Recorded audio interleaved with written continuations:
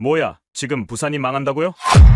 아니, 청년들이 다 떠난다는 그 부산이 갑자기 세계 해운업계를 뒤집어 놨습니다. 외국인은 꺼지라는 중국의 협박, 부산은 이미 끝났다는 조롱. 한국 언론까지 부산의 몰락을 기정사실화했습니다. 이 와중에 유럽 최대 해운사 임원이던 덴마크인이 부산에서 충격을 받았습니다. 데이터상 망해가는 도시라고 믿었던 그가 새벽 부산시장에서 진실을 목격한 겁니다. 도대체 부산에서 무슨 일이 벌어진 걸까요? 지금 바로 시작합니다. 잠깐 영상 시작 전 구독과 좋아요로 대한민국을 응원해주세요. 안녕하세요. 저는 덴마크 코펜하겐에서 북극 항로 개발 책임자로 일하고 있는 마르코 안데르센입니다. 한국과의 인연은 이번이 처음이었는데 부산이 제 인생을 완전히 바꿔놓을 줄은 꿈에도 몰랐죠. 2025년 2월 김해공항에 도착했을 때 첫인상은 솔직히 실망스러웠습니다. 유럽 본사에서 아시아 북극항로 거점 후보지를 조사하라는 임무를 받고 왔는데 공항에서부터 뭔가 활기가 없어 보였죠. 싱가포르나 상하이의 번쩍이는 공항들과는 확실히 달랐습니다. 택시를 타고 부산항으로 가는 동안 기사님이 한숨을 쉬며 말씀하셨습니다. 요즘 젊은 사람들이 다 서울로 떠난다고 일자리가 없어서 어쩔 수 없다고 하셨죠. 창밖으로 보이는 풍경도 제 선입견을 더 굳혔습니다. 오래된 아파트들, 좁은 골목길, 그리고 무엇보다 거리의 젊은이들이 별로 보이지 않았죠. 부산항 국제 여객 터미널에 도착했을 때의 충격은 더 컸습니다. 시설이 너무 낙후되어 있었죠. 북극의 극한 환경을 견뎌낼 최첨단 선박들을 위한 인프라로는 턱없이 부족해 보였습니다. 회의실에서 만난 부산항만공사 직원들의 프레젠테이션도 별로였죠. 열정은 있었지만 구체성이 부족했습니다. 저는 이미 마음속으로 결론을 내렸습니다. 부산은 적합하지 않다고. 데이터가 그것을 증명하고 있었죠. 항만 처리 능력은 상하이의 3분의 1 배후 인프라는 싱가포르에 한참 못 미쳤습니다. 게다가 인구 유출까지 심각하다니 미래가 없는 도시로 보였습니다. 저녁에 숙소인 해운대 호텔로 돌아왔을 때 피로감이 몰려왔습니다. 창밖으로 보이는 광안대교의 불빛은 아름다웠지만 제게는 그저 쇠락해가는 도시의 마지막 몸부림처럼 느껴졌죠. 노트북을 열고 보고서를 작성하기 시작했습니다. 부산 부적합. 간단 명료한 결론이었죠. 그런데 그날 밤 악몽을 꿨습니다. 10년 전 북극에서의 그날이 또다시 찾아온 것이죠. 영하 40도의 추위, 갈라지는 얼음 소리, 그리고 동료 라스무센의 절규. 제 손에서 미끄러져 검은 바다로 사라지던 그의 모습이 생생했습니다. 식은땀을 흘리며 잠에서 깼죠. 새벽 4시 더 이상 잠들 수 없어서 커튼을 열었습니다. 그런데 이상한 광경이 눈에 들어왔죠. 호텔 건너편 어딘가에서 엄청난 활기가 느껴졌습니다. 시끄러운 목소리들, 트럭 소리, 그리고 사람들의 웃음소리. 새벽인데도 도시 한 구석이 완전히 깨어 있었습니다. 호기심이 생겼습니다. 옷을 대충 걸치고 밖으로 나갔죠. 소리를 따라가니 자갈치 시장이었습니다. 새벽 시간인데도 시장은 불야성을 이루고 있었습니다. 상인들이 생선을 나르고 경매 소리가 울려 퍼지고 곳곳에서 김이 모락모락 피어올랐죠. 문득 배가 고파졌습니다. 시장 한 구석에 작은 돼지국밥집으로 들어갔죠. 그런데 놀라운 일이 벌어졌습니다. 80대로 보이는 할머니가 서양 관광객들에게 유창한 영어로 메뉴를 설명하고 있었던 것이죠. 저도 모르게 귀를 기울였습니다. 할머니는 돼지국밥의 역사부터 시작해서 부산 사람들의 아침 문화까지 완벽하게 설명하고 계셨습니다. 관광객들은 감탄하며 사진을 찍었고 할머니는 포즈까지 취해주셨죠. 제가 영어로 주문하자 할머니는 제가 덴마크에서 왔다는 것까지 알아맞히셨습니다. 북유럽 억양을 구별하신 것이죠. 뜨거운 국밥을 한 숟가락 떠먹는 순간 뭔가 다른 것을 느꼈습니다. 이 맛은 단순한 음식이 아니었죠. 누군가의 삶이 녹아 있었고 도시의 역사가 담겨 있었습니다. 주변을 둘러보니 택시 기사들, 어부들, 상인들, 그리고 놀랍게도 젊은 블로거들까지 한자리에 모여 있었습니다. 한 테이블에서는 부산 청년이 일본 관광객들과 함께 먹고 있었는데 능숙한 일본어로 부산의 숨은 맛집들을 소개하고 있었죠. 다른 쪽에서는 중국인 유학생들이 라이브 방송을 하며 시청자들과 소통하고 있었습니다. 새벽 시장이 글로벌 소통의 장이 되어 있었던 것이죠. 가게를 나와 시장을 더 둘러봤습니다. 한 청년이 온라인으로 활어를 판매하고 있었는데 실시간으로 주문이 쏟아지는 것을 봤죠. 그는 방수 휴대폰으로 물속의 생선을 직접 보여주며 판매하고 있었습니다. 전통과 기술이 절묘하게 만나는 순간이었죠. 호텔로 돌아오는 길에 생각했습니다. 어쩌면 제가 이 도시를 너무 피상적으로만 봤는지도 모른다고. 데이터와 보고서에는 담기지 않는 무언가가 이곳에는 살아 숨쉬고 있었습니다. 하지만 여전히 의구심은 남아 있었죠. 이것만으로는 부족했습니다. 아침 8시 로비에서 저를 기다리는 청년이 있었습니다. 부산항만공사에서 나온 김혜준이라는 28살 신입사원이었죠. 밝은 미소로 인사하며 오늘 부산의 진짜 모습을 보여드리겠다고 했습니다. 저는 시큰둥했지만 그의 열정만은 인정할 수밖에 없었습니다. 김혜준과 함께 부산항 제2부두로 향했습니다. 그는 운전하면서도 쉬지 않고 부산의 미래에 대해 이야기했죠. 북극 항로가 열리면 부산이 어떻게 변할지, 청년들에게 어떤 기회가 생길지 열정적으로 설명했습니다. 하지만 저는 창밖만 바라봤죠. 낡은 창고들과 녹슨 크레인들이 그의 말과는 너무 대조적이었습니다. 부두에 도착했을 때 예상치 못한 인물이 기다리고 있었습니다. 중국 국영 해운사 대표 왕리웨이였죠. 45세의 그는 완벽한 양복 차림에 자신만만한 표정을 짓고 있었습니다. 제게 다가와 악수를 청하며 말했습니다. 마르코 씨의 명성은 익히 들었다고 함께 아시아의 미래를 만들어 가자고 했죠. 왕리웨이는 부산항을 둘러보며 대놓고 비웃었습니다. 이런 낡은 시설로 북극 항로를 꿈꾸다니 한국인들의 낙관주의가 대단하다고 조롱했죠. 그는 자신이 며칠 전 상하이에서 본 최첨단 자동화 항만 사진을 보여주며 이것이 진짜 미래라고 자랑했습니다. 김혜준의 얼굴이 붉어졌습니다. 그는 부산이 한국 경제의 관문이었고 앞으로도 그럴 것이라고 반박했죠. 하지만 왕리웨이는 코웃음을 쳤습니다. 과거의 영광에 사로잡혀 있다고, 이미 게임은 끝났다고 말했죠. 그는 중국이 이미 부산항 주요 시설 인수를 검토 중이라고 폭탄 선언을 했습니다. 회의실로 돌아와 부산항만공사 직원들과 긴급 미팅을 가졌습니다. 분위기는 침울했죠.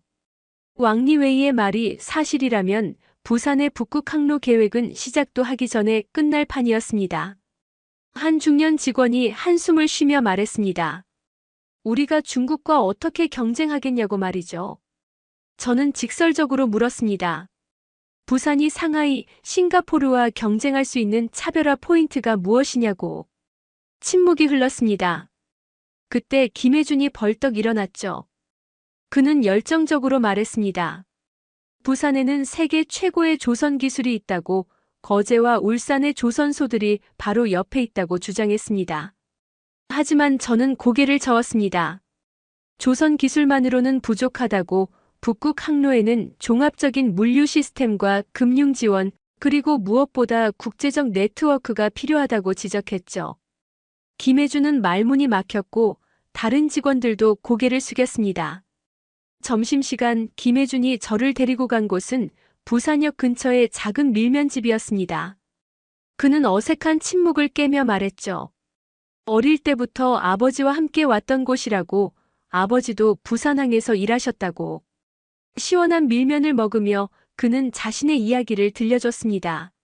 서울대를 졸업하고 대기업 입사 제의도 여러 개 받았지만 부산으로 돌아왔다고 했죠. 친구들은 모두 미쳤다고 했지만 그는 부산의 미래를 믿는다고 했습니다. 부모님이 평생 일한 이 도시를 젊은 세대가 포기하면 안 된다고, 그래서 돌아왔다고 말했습니다. 오후에 부산시청을 방문했습니다. 박소라 시장을 만나기 위해서였죠. 62세의 그녀는 카리스마가 넘치는 인물이었습니다. 회의실에 들어서자마자 단도직입적으로 물었습니다. 마르코 씨는 부산을 어떻게 보는지 솔직한 평가를 듣고 싶다고 했죠. 저는 숨기지 않고 말했습니다. 인프라는 낙후되었고 인재는 유출되고 있으며 중국의 위협은 현실적이라고. 박 시장은 제 말을 끝까지 들었습니다. 그리고는 말했죠. 그 모든 것이 사실이라고. 하지만 부산에는 다른 도시가 갖지 못한 것이 있다고 했습니다. 그녀는 창밖을 가리켰습니다. 저 바다가 보이냐고. 부산 사람들은 1000년 넘게 저 바다와 함께 살아왔다고. 임진왜란 때도 한국 전쟁 때도 이 도시는 무너지지 않았다고. 위기 때마다 더 강해졌다고 말했죠. 지금의 위기도 기회로 만들 것이라고 확신했습니다. 하지만 구체적인 재원 조달 계획을 물었을 때 그녀도 명확한 답을 주지 못했습니다. 중앙정부 지원을 기대하고 있지만 확실하지 않다고, 민간 투자를 유치하려 하지만 쉽지 않다고 인정했죠. 현실의 벽은 너무 높아 보였습니다. 회의를 마치고 나오는데 시청 광장에서 시위가 벌어지고 있었습니다. 청년들이 일자리를 요구하는 시위였죠. 부산에서 살고 싶습니다. 우리도 고향에서 일하고 싶습니다. 라는 플래카드가 가슴을 찔렀습니다. 김혜준의 표정이 어두워졌습니다. 그 중에는 그의 대학 동기들도 있었죠. 저녁 해운대 호텔바에서 혼자 위스키를 마시고 있었습니다. 오늘 하루 본 것들을 정리하려 했지만 쉽지 않았죠. 그때 왕리웨이가 다가왔습니다. 그는 제 옆에 앉으며 말했습니다. 현실을 직시하라고. 감상주의는 비즈니스의 독이라고 했죠. 그는 구체적인 제안을 했습니다. 유럽 회사와 중국이 손잡으면 북극 항로를 완전히 장악할 수 있다고. 부산 같은 작은 도시는 그저 우리의 하청 기지가 되는 것이 최선이라고. 수익의 30%를 보장하겠다고, 개인적으로도 특별 보너스를 주겠다고 유혹했습니다. 비즈니스적으로는 매력적인 제안이었습니다. 중국의 자본력과 시장, 그리고 정치적 영향력을 무시할 수 없었죠. 하지만 왜인지 마음이 불편했습니다. 오늘 만난 김혜준의 간절한 눈빛, 박소라, 시장의 신념, 그리고 광장에서 시위하던 청년들의 목소리가 계속 맴돌았습니다. 밤늦게 해운대 해변을 걸었습니다. 차가운 바람이 불었지만 파도 소리는 이상하게 마음을 편안하게 했죠. 문득 라스무센이 생각났습니다. 그가 살아있었다면 뭐라고 했을까? 아마 이렇게 말했을 겁니다. 마르코, 숫자만 보지 말고 사람을 바라고. 호텔로 돌아와 보고서를 다시 펼쳤습니다. 부산 부적합. 하지만 뭔가 더 써야 할 것 같았습니다. 이 도시에는 데이터로 설명할 수 없는 무언가가 있었죠. 아직 그것이 무엇인지는 모르겠지만 하루 이틀 더 있어 보기로 했습니다. 내일 일정을 취소하고 말이죠. 다음 날 새벽 저는 일부러 알람을 맞춰 다시 자갈치 시장으로 향했습니다. 어제 그 돼지국밥집을 찾아갔죠. 할머니는 저를 알아보시고는 반갑게 맞아주셨습니다. 이번엔 제가 먼저 영어로 말을 걸었고 우리는 자연스럽게 대화를 시작했습니다. 할머니의 이름은 김순자 씨였습니다. 83세의 그녀는 이 가게를 30년째 운영하고 계셨죠. 10년 전부터 외국인 관광객이 늘어나기 시작했고 손님들과 소통하고 싶어서 유튜브로 영어를 독학했다고 하셨습니다. 매일 새벽 2시에 일어나 영어 뉴스를 들으며 공부한다고 했죠. 국밥을 먹으며 주변을 둘러보니 새벽 5시인데도 가게는 거의 만석이었습니다. 그런데 놀라운 것은 젊은 관광객들이 꽤 많다는 점이었죠. 일본에서 온 블로거, 태국의 유튜버, 대만의 사진작가까지. 그들은 모두 부산의 새벽 시장 문화를 콘텐츠로 만들고 있었습니다. 옆 테이블에 태국 청년과 이야기를 나눴습니다. 그는 구독자 150만 명의 여행 유튜버였죠. 부산의 매력이 뭐냐고 묻자 그는 진정성이라고 답했습니다. 서울은 너무 세련되었지만 부산은 날 것 그대로의 한국을 볼 수 있다고. 특히 이런 새벽 시장의 활력은 세계 어디서도 볼 수 없다고 극찬했습니다. 시장을 나와 김혜준을 만났습니다. 그는 오늘 특별한 곳들을 보여주겠다고 했죠. 첫 번째로 간 곳은 점포동 카페거리였습니다. 불과 5년 전까지만 해도 쇠락한 공구상가였던 이곳이 지금은 부산의 핫플레이스가 되었다고 설명했습니다. 좁은 골목마다 개성 있는 카페와 공방들이 들어서 있었습니다. 한 카페에 들어가 커피를 마시며 주인과 이야기를 나눴죠. 30대 중반의 그는 서울에서 네이버 개발자로 일하다가 2년 전 부산으로 내려왔다고 했습니다. 왜 왔냐고 묻자 그는 웃으며 답했습니다. 서울에서는 그저 부품 같았지만 부산에서는 제가 주인공이 될 수 있었다고. 임대료도 서울의 4분의 1이고 무엇보다 바다가 있어서 마음이 편하다고.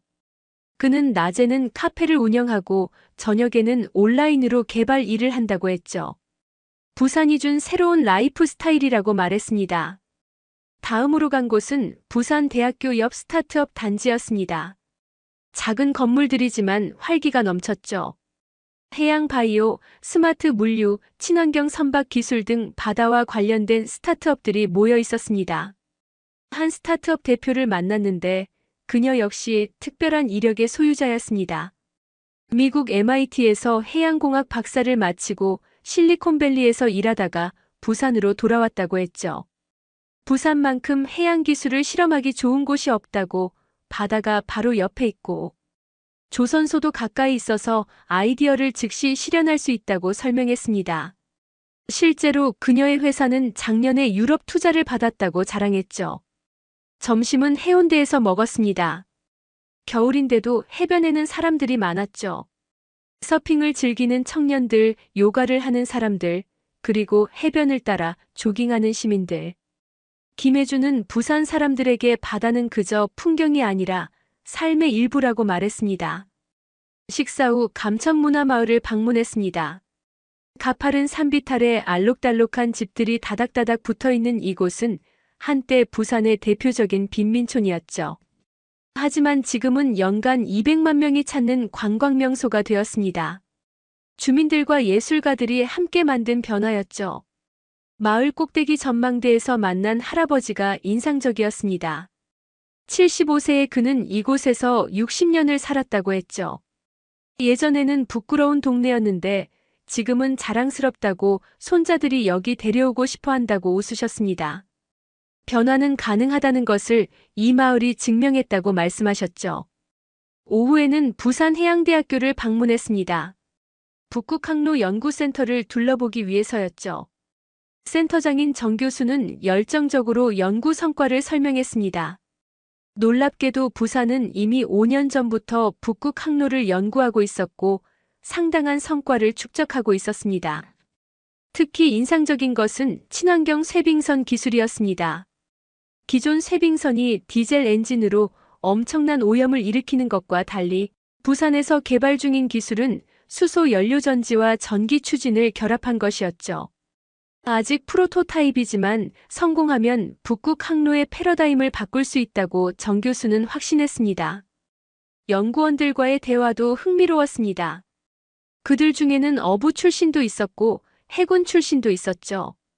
한 연구원은 아버지가 원양어선 선장이었는데 아버지의 경험담이 연구에 큰 도움이 된다고 했습니다. 이론과 현장 경험이 만나는 곳, 그것이 부산의 강점이었습니다. 저녁 무렵 태종대로 향했습니다. 절벽 위에 서서 망망대해를 바라보니 문득 깨달음이 왔습니다. 부산은 단순한 항구 도시가 아니었죠. 이곳은 바다와 함께 숨쉬는 도시였고 변화를 두려워하지 않는 도시였습니다. 빈민촌을 예술마을로 공구상가를 문화거리로 바꾼 것처럼 말이죠. 김혜준이 조용히 말했습니다. 여기서 어릴 때 아버지와 자주 왔다고, 아버지는 항상 말씀하셨다고. 부산은 파도처럼 넘어져도 다시 일어나는 도시라고. 한국 전쟁 때 임시수도가 되어 나라를 지켰듯이 이번에도 부산이 한국의 미래를 열 거라고 믿는다고 했죠. 밤이 되어 호텔로 돌아오는 길, 광안대교가 형형색색으로 빛나고 있었습니다. 어제는 쇠락하는 도시의 마지막 불꽃처럼 보였는데 오늘은 달랐습니다. 미래를 향해 뻗어나가는 무지개 다리처럼 보였죠. 저는 보고서를 완전히 새로 쓰기 시작했습니다. 부산은 데이터로는 설명할 수 없는 도시였습니다. 위기를 기회로 바꾸는 회복력, 바다와 함께 살아온 사람들의 지혜, 그리고 미래를 포기하지 않는 청년들의 열정. 이 모든 것이 부산의 진짜 자산이었죠. 북극 항로의 거점은 최첨단 시설만으로 되는 것이 아니었습니다. 도전 정신과 적응력이 더 중요했죠. 다음 날 아침 일찍 박소라 시장이 직접 호텔로 찾아왔습니다. 예정에 없던 방문이었죠. 그녀는 커피 한 잔을 앞에 두고 단도직입적으로 말했습니다. 어제 마르코 씨가 태종대에서 김혜중과 나눈 대화를 들었다고 부산에 대한 생각이 바뀐 것 같아 기쁘다고 했습니다. 하지만 그녀가 온 진짜 이유는 따로 있었습니다. 오늘 부산에 숨겨진 비밀을 보여주고 싶다고 했죠. 정부와 대기업들도 모르는 부산만의 프로젝트를 진행 중이라고 귀띔했습니다. 저는 호기심이 생겼고 그녀의 제안을 받아들였습니다. 시장 차량을 타고 도착한 곳은 영도의 한 조선소였습니다. 겉보기에는 평범한 중소 조선소였지만 안으로 들어가니 전혀 다른 세계가 펼쳐졌죠. 거대한 지하시설에서는 최첨단 연구가 진행되고 있었습니다. 부산시가 지역 기업들과 함께 극비리에 추진 중인 프로젝트였죠. 프로젝트명은 북극 등대였습니다. 단순히 쇠빙선을 만드는 것이 아니라 북극 항로의 새로운 패러다임을 만드는 것이 목표였죠. 친환경 추진 시스템은 기본이고 인공지능 기반 자율항행, 실시간 해빙 분석, 그리고 해양 생태계 보호 시스템까지 통합된 혁신적인 개념이었습니다. 더 놀라운 것은 참여 인력이었습니다. 부산 출신으로 해외에서 활동하던 최고의 인재들이 속속 합류하고 있었죠. NASA에서 일하던 항공우주공학자, 구글 딥마인드의 AI 전문가, 노르웨이 극지연구소의 해양학자까지. 그들은 모두 고향 부산을 위해 돌아온 사람들이었습니다. 프로젝트 총책임자인 이 박사를 만났습니다. 50대 초반의 그녀는 MIT 교수직을 그만두고 부산으로 돌아왔다고 했죠. 왜냐고 묻자 그녀는 미소를 지으며 답했습니다. 부산만큼 도전적인 프로젝트를 할 수 있는 곳이 없다고, 여기서는 불가능을 가능으로 만드는 DNA가 있다고 말이죠. 점심은 프로젝트 팀원들과 함께 조선소 구내식당에서 먹었습니다. 소박한 백반이었지만 대화는 그 어느 미슐랭 레스토랑보다 풍성했죠. 그들은 각자의 전문 분야에서 어떻게 북극 프로젝트에 기여할 수 있는지 열정적으로 토론했습니다. 경계가 없는 협업이 인상적이었습니다. 오후에는 부산 테크노파크를 방문했습니다. 여기서는 북극 항로와 연계된 다양한 기술들이 개발되고 있었죠. 극저온 배터리, 빙하 예측 알고리즘, 비상시 구조 드론 등. 각각은 작은 기술이지만 모이면 큰 그림을 완성할 퍼즐 조각들이었습니다. 특히 인상 깊었던 것은 부산대 학생들의 프로젝트였습니다. 그들은 북극 야생동물의 이동 경로를 실시간으로 파악해 선박 항로를 조정하는 시스템을 개발 중이었죠. 기술과 환경보호를 결합한 창의적인 접근이었습니다. 지도교수는 이런 아이디어가 부산의 미래라고 자부했습니다. 저녁 무렵 박 시장은 저를 해운대의 한 호텔 최상층으로 안내했습니다. 그곳에서는 부산의 주요 기업인들이 모여 있었죠. 조선, 해운, 물류, IT 등 다양한 분야의 대표들이었습니다. 그들은 모두 북극 등대 프로젝트의 후원자들이었습니다. 한 중견 해운사 대표가 말했습니다. 우리 아버지 세대가 맨손으로 부산항을 만들었다면 우리 세대는 미래를 만들어야 한다고. 각자의 이익만 추구하다가는 모두 망한다고, 그래서 힘을 합쳤다고 했죠. 경쟁사였던 기업들이 하나의 목표를 위해 협력하는 모습이 인상적이었습니다. 회의가 끝날 무렵 박 시장이 제게 제안했습니다. 부산시와 저희 유럽 회사가 전략적 파트너십을 맺자고 했죠. 단순한 투자나 계약이 아닌 미래를 함께 설계하는 동반자가 되자고. 기술과 경험을 공유하고 함께 성장하는 진정한 동맹을 원한다고 했습니다. 저는 신중하게 답했습니다. 매력적인 제안이지만 본사와 논의가 필요하다고. 하지만 개인적으로는 이미 마음이 기울고 있었죠. 부산이 보여준 것은 단순한 기술이나 인프라가 아니었습니다. 위기를 기회로 바꾸는 의지, 함께 미래를 만들어가는 연대였죠. 밤늦게 왕리웨이로부터 전화가 왔습니다. 그는 오늘 제가 어디에 있었는지 다 안다고 부산의 작은 프로젝트에 현혹되지 말라고 경고했죠.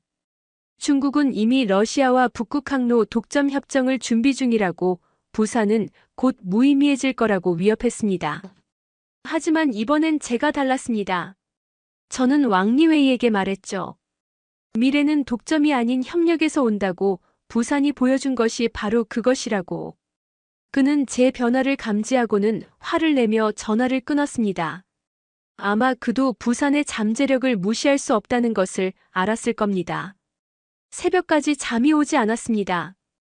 호텔 창밖으로 보이는 부산의 불빛들이 마치 별처럼 반짝였죠. 각각의 불빛 뒤에는 꿈을 포기하지 않는 사람들이 있었습니다. 돌아온 인재들, 믿음을 잃지 않은 기업인들, 그리고 미래를 준비하는 젊은이들. 저는 노트북을 열고 본사에 보낼 보고서를 다시 작성하기 시작했습니다. 이번엔 다른 관점에서 썼죠. 부산은 단순한 항구가 아니라 혁신의 실험장이라고. 여기서는 불가능이 가능이 되고 경쟁자가 동반자가 된다고. 북극 항로의 미래는 바로 이런 정신에서 시작된다고 적었습니다. 일주일 후 상황이 급변했습니다. 러시아에서 유리 코발레프 선장이 부산을 방문했죠. 50세의 그는 북극해를 30년간 항해한 전설적인 쇠빙선 선장이었습니다. 부산시는 그가 북극 등대 프로젝트에 자문을 해줄 것으로 기대했지만 현실은 달랐습니다. 부산항 회의실에서 유리 선장은 충격적인 발표를 했습니다. 러시아 정부가 중국과 북극 항로 독점 운영권 협정을 체결할 예정이라고 밝혔죠. 앞으로 북극해를 통과하려면 러중 컨소시엄의 허가를 받아야 하고 통행료도 그들이 결정한다는 내용이었습니다. 더 충격적인 것은 다음이었습니다. 왕리웨이가 회의실에 들어왔고 그의 손에는 서류 뭉치가 들려 있었죠. 부산항 제3, 제4 터미널의 매각 계약서였습니다. 이미 몇몇 한국 투자자들이 중국 자본의 지분을 넘기기로 했다는 것이었습니다. 박소라 시장의 얼굴이 창백해졌습니다. 그 터미널들은 부산항의 핵심 시설이었죠. 김혜주는 참지 못하고 소리쳤습니다. 이것은 매국 행위라고, 부산의 미래를 팔아넘기는 것이라고. 하지만 왕리웨이는 비웃었습니다. 감정적인 한국인들이라고 조롱했죠. 설상가상으로 그날 저녁 뉴스는 부산에 또 다른 충격을 안겼습니다. 지난해 부산을 떠난 청년이 2만 3천 명으로 역대 최고치를 기록했다는 보도였죠. 인터뷰에 나온 청년들은 하나같이 말했습니다.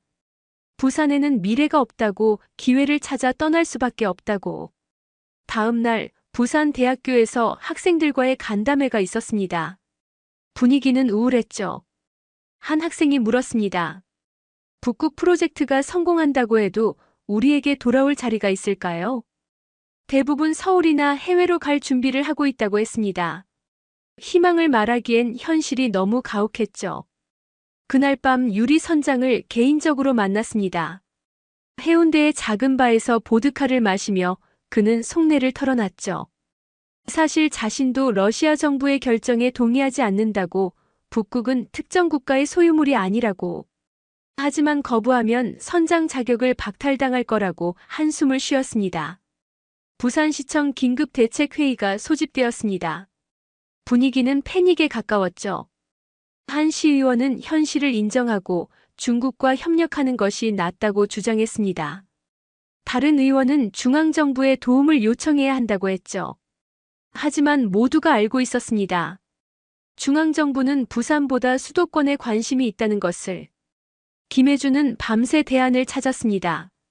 부산의 중소해운사들을 연합해서 대응하자고, 시민 펀드를 조성해서 터미널을 지키자고 제안했죠. 하지만 현실적으로 중국 자본과 맞서기에는 역부족이었습니다. 그의 눈에는 처음으로 절망이 보였습니다. 그때 또 다른 악재가 터졌습니다. 북극 등대 프로젝트의 핵심 연구원 3명이 중국 기업으로 스카우트되었다는 소식이었죠. 연봉을 3배로 올려준다는 제안을 거절할 수 없었다고 했습니다. 프로젝트의 기술 정보도 일부 유출된 것으로 보였습니다. 유럽 본사에서도 우려의 목소리가 커졌습니다. 부산이 중국의 영향권에 들어가면 투자 가치가 없다고 일본이나 싱가포르로 방향을 틀어야 한다는 의견이 나왔죠. 저는 시간을 달라고 했지만 이사회는 일주일 안에 결정하라고 압박했습니다. 어느 날 새벽 다시 자갈치 시장을 찾았습니다. 돼지국밥집 김순자 할머니의 표정도 어두웠죠. 중국 단체 관광객들이 다른 도시로 발길을 돌렸다고 시장이 예전 같지 않다고 한숨을 쉬셨습니다. 활기차던 새벽 시장에도 그림자가 드리워지고 있었습니다. 왕리웨이와 다시 마주쳤을 때 그는 한층 더 오만해져 있었습니다. 곧 부산은 중국 해운의 보조기지가 될 것이라고 한국인들은 그저 우리를 위해 일하면 된다고 말했죠.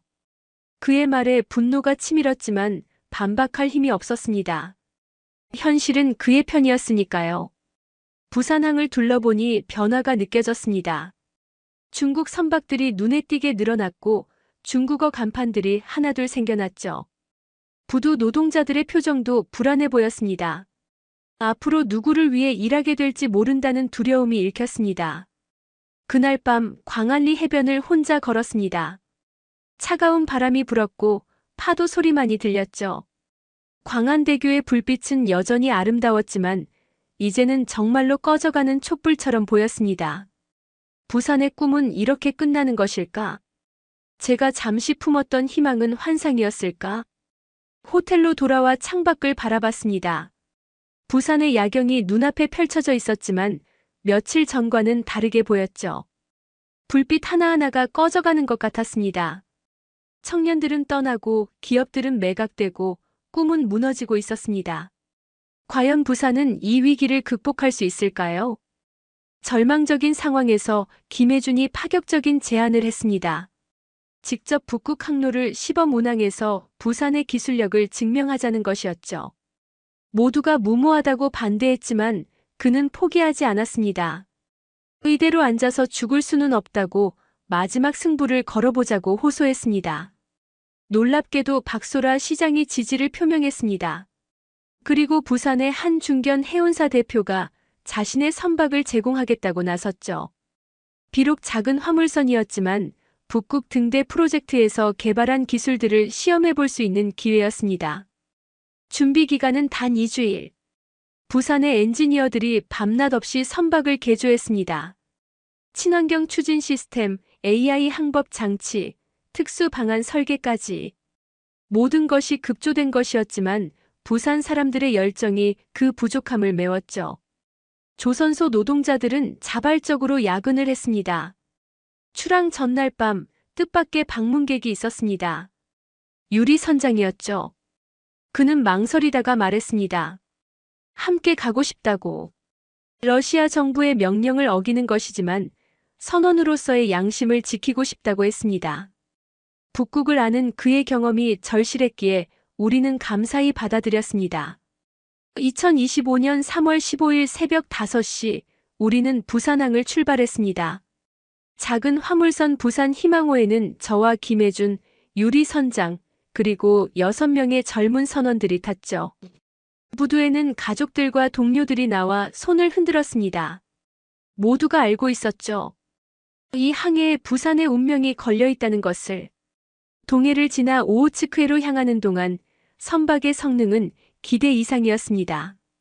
친환경 엔진은 기존 선박의 절반도 안 되는 연료로 운항이 가능했고 소음과 진동도 획기적으로 줄었죠. 젊은 엔지니어가 자랑스럽게 말했습니다. 이것이 부산의 기술이라고. 베링 해협을 통과하며 진짜 시험이 시작되었습니다. 영하 30도의 추위와 거친 파도. 하지만 특수 설계된 선체는 견고했고 AI 시스템은 최적의 항로를 실시간으로 계산했죠. 유리 선장도 감탄했습니다. 30년 경험상 이런 효율적인 항해는 처음이라고. 북극해 진입 3일째, 거대한 유빙지대를 만났습니다. 일반 화물선으로는 통과가 불가능한 상황이었죠. 하지만 부산에서 개발한 특수 추진 시스템이 빛을 발했습니다. 선체 주변에 물을 데워 얼음을 녹이면서 천천히 전진할 수 있었습니다. 그때 위기가 찾아왔습니다. 갑자기 몰아친 북극 폭풍으로 파도가 15m까지 치솟았죠. 배는 마치 나뭇잎처럼 흔들렸습니다. 그 순간 저는 10년 전의 악몽을 떠올렸습니다. 라스무센을 잃었던 그날처럼 모든 것을 잃을 수도 있다는 공포가 엄습했죠. 갑판에서 안테나를 고정하던 김혜준이 거대한 파도에 휩쓸릴 위기에 처했습니다. 순간 몸이 얼어붙었지만 이번엔 달랐습니다. 저는 망설임 없이 안전줄을 잡고 뛰어들었죠. 차가운 물보라를 맞으며 간신히 그의 팔을 붙잡았고 유리 선장과 선원들이 우리를 끌어올렸습니다. 폭풍이 지나간 후 더 큰 난관이 기다리고 있었습니다. 항로를 완전히 가로막은 거대한 빙산이었죠. 우회하려면 연료가 부족했고 그대로 가면 위험했습니다. 모두가 절망적인 표정을 지었지만 김혜준은 포기하지 않았습니다. 부산의 기술을 믿자고 했죠. AI 시스템이 빙산을 정밀 분석했고 가장 약한 지점을 찾아냈습니다. 특수 설계된 선수가 정확히 그 지점을 타격했고 믿기 힘든 일이 벌어졌죠. 거대한 빙산이 갈라지기 시작한 것입니다. 좁은 틈이 생겼고 우리는 조심스럽게 통과할 수 있었습니다. 항해 열흘째 되는 날 또 다른 기적을 목격했습니다. 북극곰 가족이 우리 배 근처로 다가왔는데 전혀 경계하지 않았죠.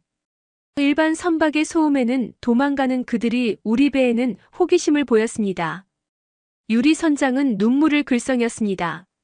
이것이 진정한 친환경 항해라고. 그날 밤 하늘을 가득 메운 오로라를 보았습니다. 초록과 보라색 빛의 향연이 춤을 추듯 펼쳐졌죠. 갑판에 모인 우리는 말을 잃었습니다. 김혜준이 조용히 말했습니다. 이 아름다운 자연을 지키면서도 인류의 미래를 여는 것, 그것이 부산이 추구하는 길이라고.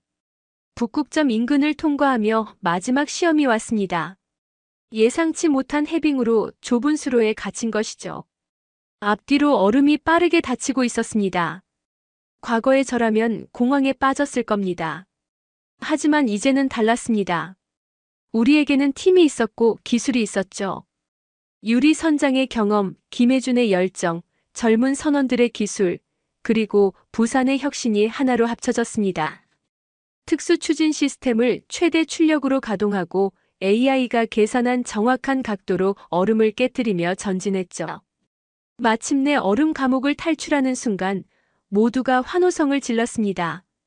그린란드 해역에 진입했을 때 믿기 힘든 기록이 나왔습니다. 일반 화물선으로 북극 항로를 통과한 최단 시간이었죠. 그것도 기존 기록보다 사흘이나 단축하고 연료는 절반만 사용했습니다. 이 소식은 위성통신을 통해 즉시 전 세계로 전파되었습니다. 북극 항로 성공 소식이 전해지자 국제해운업계가 발칵 뒤집혔습니다. 작은 화물선이 이룬 기록은 모두의 예상을 뛰어넘었죠. 특히 친환경적으로 운항하면서도 시간을 단축했다는 점이 큰 주목을 받았습니다. 하지만 제게는 더 큰 폭풍이 기다리고 있었습니다.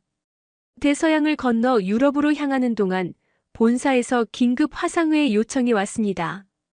위성통신으로 연결된 화면에는 회장을 비롯한 모든 임원진이 나타났죠. 그들의 표정은 복잡했습니다. 성공을 축하하면서도 뭔가 다른 계산을 하고 있는 것 같았습니다. 회장이 직접 말을 꺼냈습니다. 마르코, 자네가 이룬 성과는 놀랍네. 하지만 현실을 직시해야 해. 중국 정부에서 우리 회사에 최후 통첩을 보내왔어. 부산과의 협력을 중단하지 않으면 중국 시장에서 완전히 퇴출시키겠다고 말이야. 재무이사가 숫자를 들이댔습니다. 중국 시장은 우리 매출의 43%를 차지합니다. 반면 부산 프로젝트의 예상 수익은 기껏해야 5%. 어느 쪽을 선택해야 하는지는 명백하지 않습니까?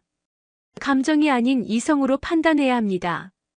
저는 반박했습니다. 북극 항로의 미래는 숫자로만 계산할 수 없다고. 부산이 보여준 혁신과 도전 정신이야말로 우리가 추구해야 할 가치라고. 하지만 그들은 듣지 않았죠. 영업이사는 냉소적으로 말했습니다. 이상주의로는 회사를 운영할 수 없다고. 회장의 최종 통보는 단호했습니다. 일주일 안에 부산 프로젝트를 정리하고 중국과의 협상을 시작하라. 이것은 명령이다. 거부하면 자네의 자리도 보장할 수 없네. 화면이 꺼지고 나는 홀로 남겨졌습니다. 북극의 차가운 바람이 더욱 매섭게 느껴졌죠. 런던에 도착한 후 저는 깊은 고민에 빠졌습니다. 35년간 쌓아온 커리어가 걸린 문제였죠. 이성적으로 생각하면 본사의 결정이 맞았습니다. 하지만 북극에서 김혜준과 함께 위기를 극복하며 느꼈던 그 감정, 부산 사람들이 보여준 열정을 배신할 수는 없었습니다. 김혜준에게서 메시지가 왔습니다. 마르코님, 어떤 결정을 하시든 이해합니다. 우리는 이미 충분히 많은 것을 얻었어요. 희망을 볼 수 있었고 불가능이 가능하다는 것을 증명했으니까요. 부산은 계속 나아갈 겁니다. 그의 메시지를 읽으며 눈물이 났습니다. 박소라 시장과도 통화를 했습니다. 그녀는 담담했죠. 우리도 압력을 받고 있다고, 중앙정부에서도 중국과의 관계를 고려하라고 압박한다고. 하지만 포기하지 않을 거라고, 부산의 저력을 믿는다고 말했습니다. 그녀의 목소리에서 외로운 싸움을 하는 지도자의 무게가 느껴졌습니다. 유리 선장에게서도 연락이 왔습니다. 그는 이미 러시아로 돌아가지 않기로 결정했다고 했죠. 부산에서 본 미래가 진짜라고, 그것을 위해 싸울 가치가 있다고. 선장 자격증을 박탈당하더라도 후회하지 않는다고 말했습니다. 그의 결단이 저를 더욱 부끄럽게 만들었습니다. 사흘 동안 저는 런던 사무실에 출근하지 않았습니다. 템즈강을 따라 걸으며 생각했죠. 강물은 쉬지 않고 바다로 흘러갑니다. 멈추면 썩고 흐르면 살아있죠. 제 인생도 마찬가지였습니다. 안전한 곳에 멈춰 있을 것인가, 위험하지만 의미 있는 곳으로 흐를 것인가. 어느 날 새벽 결심이 섰습니다. 노트북을 열고 2통의 이메일을 작성했죠. 하나는 본사에 보내는 사직서였습니다. 저는 숫자가 아닌 가치를 선택합니다. 부산과 함께하겠습니다. 짧지만 제 모든 것을 담은 문장이었죠. 다른 하나는 부산시에 보내는 제안서였습니다. 제 모든 경험과 네트워크를 부산을 위해 쓰겠다고. 연봉은 필요 없으니 함께 미래를 만들어 가자고. 부산의 북극 항로 전문 스타트업을 만들어 청년들과 함께 새로운 도전을 하고 싶다고 썼습니다. 송신 버튼을 누르는 순간 이상하게도 홀가분했습니다. 35년의 안정적인 삶이 끝났지만 새로운 시작이 기다리고 있었죠. 창밖으로 런던의 아침 해가 떠오르고 있었습니다. 붉은 태양이 새로운 하루를 알렸죠. 본사의 반응은 즉각적이었습니다. 회장이 직접 전화를 걸어왔죠. 다시 생각해보라고, 감정적인 결정을 후회할 거라고. 하지만 저는 단호했습니다. 이것은 감정이 아니라 신념의 문제라고. 진정한 미래는 독점이 아닌 공존에서 온다고 말했습니다. 왕리웨이에게서도 연락이 왔습니다. 조롱 섞인 목소리로 말했죠. 어리석은 선택이라고, 곧 후회하게 될 거라고. 부산은 결국 중국의 소나기에 들어올 거라고. 하지만 저는 대답했습니다. 당신이 모르는 것이 있다고. 부산 사람들의 저력을 과소평가하지 말라고. 짐을 정리하며 생각했습니다. 라스무센이 살아있었다면 제 선택을 지지했을 겁니다. 그는 항상 말했죠. 진정한 탐험가는 안전한 항로가 아닌 새로운 길을 개척하는 사람이라고. 저는 이제 새로운 탐험을 시작하려 합니다. 부산과 함께 말이죠. 부산에 돌아온 것은 사직서를 보낸 지 일주일 후였습니다. 김해공항에 내렸을 때 김혜준과 박소라 시장, 그리고 북극 항로를 함께 항해했던 선원들이 마중 나와 있었죠. 그들의 얼굴에는 놀라움과 감동이 가득했습니다. 아무도 제가 정말로 모든 것을 포기하고 올 줄은 몰랐던 것 같았습니다. 다음 날 아침 자갈치 시장 돼지국밥집을 다시 찾았습니다. 김순자 할머니는 제 이야기를 이미 들으셨는지 뜨거운 국밥 한 그릇을 내어주시며 말씀하셨죠. 이제 진짜 부산 사람이 되셨네요. 부산은 오는 사람은 막지 않고 가는 사람은 잡지 않지만 진심으로 함께하려는 사람은 가족으로 받아들인답니다. 일주일 만에 놀라운 일들이 벌어졌습니다. 제 이야기가 언론에 알려지자 부산을 떠났던 청년들이 연락을 해오기 시작했죠. 실리콘밸리에서 일하던 개발자, 런던의 금융 전문가, 도쿄의 엔지니어들이 부산으로 돌아오고 싶다고 했습니다. 외국인도 부산을 선택했는데 우리가 왜 떠나 있어야 하냐고 물었죠. 영도에 작은 창고를 개조해 사무실을 만들었습니다. 부산 북극등대라는 이름의 스타트업이었죠. 자본금은 많지 않았지만 열정은 넘쳤습니다. 첫 직원은 당연히 김혜준이었고 곧 15명의 젊은이들이 합류했습니다. 절반은 해외에서 돌아온 부산 청년들이었죠. 첫 프로젝트는 예상외의 곳에서 왔습니다. 노르웨이의 중견 해운사가 우리의 북극 항로 성공 스토리를 듣고 파트너십을 제안한 것이죠.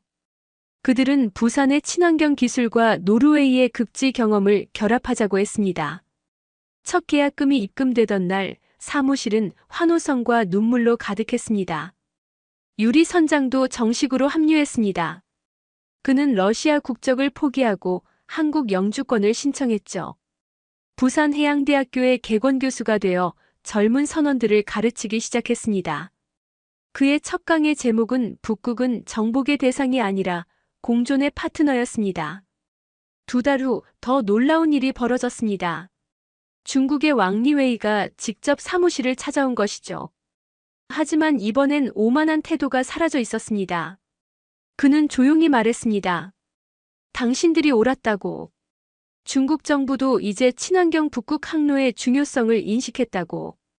경쟁이 아닌 협력을 제안하고 싶다고 했죠. 며칠간의 협상 끝에 역사적인 합의가 이루어졌습니다. 부산을 아시아 북극 항로의 공동 허브로 인정하고 기술 공유와 인재 교류를 하기로 한 것이죠. 독점이 아닌 공존, 경쟁이 아닌 협력의 모델이었습니다. 발표 직후 부산시청 광장은 축제 분위기가 되었습니다. 부산 북극등대는 빠르게 성장했습니다. 6달 만에 직원이 100명을 넘어섰고 대부분이 부산으로 돌아온 청년들이었죠. 우리는 단순히 북극 항로만 연구하는 것이 아니라 지속 가능한 해양 미래를 설계하고 있었습니다. 해양 쓰레기 수거 드론, AI 기반 생태계 모니터링 시스템 등 다양한 프로젝트가 진행되었죠. 1년 후 부산항의 풍경은 완전히 달라져 있었습니다. 중국이 인수하려던 터미널들은 한중일 공동 운영 체제로 전환되었고 북극항로 전문 인프라가 구축되었죠. 무엇보다 젊은이들로 활기가 넘쳤습니다. 카페마다 스타트업 미팅이 열리고 곳곳에서 새로운 아이디어가 샘솟았습니다. 부산시 청년 인구가 3년 만에 처음으로 증가세로 돌아섰다는 뉴스가 나왔습니다. 인터뷰에 나온 한 청년은 말했죠. 이제 부산이 더 기회의 땅이에요. 서울보다 더 국제적이고 더 도전적인 일을 할 수 있어요. 무엇보다 바다가 있잖아요. 어느 날 유럽 본사 회장에게서 편지가 왔습니다. 그는 제 선택이 옳았다고 인정했죠. 회사는 중국 시장에서 어려움을 겪고 있지만 부산이 보여준 협력 모델이 미래라는 것을 깨달았다고. 다시 돌아와 달라는 제안도 있었지만 정중히 거절했습니다. 제 자리는 이제 부산이니까요. 2년째 되던 해 부산 북극등대는 나스닥에 상장했습니다. 상장 기념식은 부산항에서 열렸죠. 김순자 할머니도 초대했습니다. 할머니는 제 손을 잡고 말씀하셨습니다. 부산이 또 하나의 기적을 만들었네요. 당신 같은 사람이 있어서 가능했어요. 해운대 해변에서 열린 축하 파티에서 저는 짧은 연설을 했습니다. 부산은 단순한 도시가 아니라 하나의 정신입니다.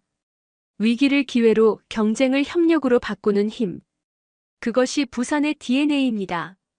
우리는 북극의 등대를 세웠지만 진짜 등대는 바로 부산 그 자체입니다. 전 세계에 희망의 빛을 비추는 등대 말이죠. 밤이 되어 광안대교를 바라봤습니다. 이제 그 불빛은 꺼져가는 촛불이 아니라 세계로 뻗어나가는 빛의 다리로 보였습니다. 부산은 증명했습니다. 작은 도시도 큰 꿈을 꿀 수 있고 그 꿈을 현실로 만들 수 있다는 것을. 그리고 그 중심에는 포기하지 않는 사람들이 있었습니다. 바로 부산 사람들이죠.